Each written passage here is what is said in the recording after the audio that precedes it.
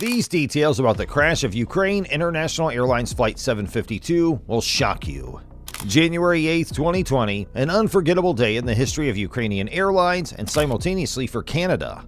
A crash happened on Ukraine International Airlines Flight 752 minutes after takeoff from Tehran, Iran. Among these 176 people who died in this national catastrophe were 55 Canadian nationals and 30 permanent residents. But how did this crash happen? Was there any fault of the pilot or staff members or anything else which is still a mystery for the world? If you want to know everything about it, make sure you stay tuned because in the next few minutes we'll tell you everything related to this crash. Let's dive into it. The very first thing that could leave you in shock is that it was not a genuine crash. This plane was shot down by a surface-to-air Iranian missile in which 176 people killed, and among them were 55 Canadian citizens and 30 permanent residents. Moments after taking off from Tehran, Ukraine International Airlines Flight 752 was shot down. The crash. Flight 752 took off an hour late from runway 29R at 6:12 local time and was scheduled to land in Kiev at 8 o'clock local time. Between 6:14 and 17 seconds and 6:14 and 45 seconds, the airplane turned from its takeoff heading at 289 degrees to its normal course of 313 degrees.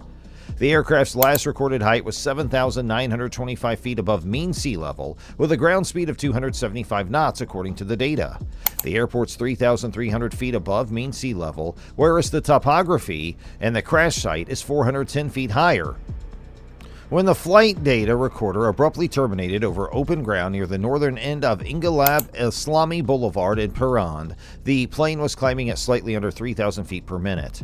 The last ADS-B data was received at 6:14 and 57 seconds, less than 3 minutes after takeoff, and the aircraft's track was tracked slowly by primary radar. Several video recordings of its final seconds were made. The plane crashed in the outskirts of Khalashabad, 15 kilometers northwest of the airport and around 16 kilometers from the latest missile strike, roughly 6 minutes after departure. On the ground, there were no casualties. Flight data recorder and cockpit voice recorder. Iran declared on June 11th that the flight recorders would be handed directly to France's Bureau of Inquiry and Analysis for Civil Aviation Safety. Canadian officials encouraged Iran to perform this measure as soon as feasible, citing prior delays in handing over the recorders as justification. This message was repeated 11 days later during a phone chat with Canadian Foreign Minister François-Philippe Champagne by Iranian Foreign Minister Mohammad Javad Zarif. The inspection of the recorders began in Paris on July 20th. Causes of crash. According to a statement made by Iran's Road and Transportation Ministry, the aircraft burst into flames when a fire started in one of its engines, leading the pilot to lose control and crash into the ground. The airline felt that the pilot mistake was impossible to be cited as the cause of the crash, as the pilots had primarily been educated for the Tehran flights for years, stressing that Tehran Airport was not an easy airport. Iranian and Ukrainian government sources first blamed the incident on mechanical faults aboard the plane. The Ukrainian government eventually withdrew its statement, saying that anything was possible and refusing to rule out the possibility that the plane was hit by a missile. According to President Zelensky, there should be no speculation concerning the cause of the crash. The CAOI said that Iran now blamed the missile strike that crashed PS-752 on weak communication and poor alignment. The missile battery had been relocated and was not properly reoriented, according to the Iranians, and the guilty parties did not involve a higher-ranking chain of command commanders.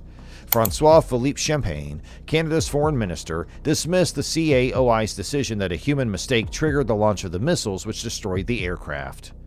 What Iran did. Iran has designated January 9th as a national day of sorrow in memory of those who passed away on Flight 752, as well as those who were killed in a stampede at the funeral of Qasem Soleimani. This occurrence was described as an unforgivable blunder by the president of Iran, Hassan Rouhani. Mohammad Javad Zarif, Iran's Minister of Foreign Affairs, issued an apology for the incident and stated that the early conclusion of the internal investigation into the armed forces was that it was human error. The documentary 752 is Not a Number, directed by Babak Payami, premiered at the 2022 Toronto International Film Festival and provides more information about this accident. Share your thoughts on how you felt when you first heard about this accident below. Please subscribe to our channel for more great content like this.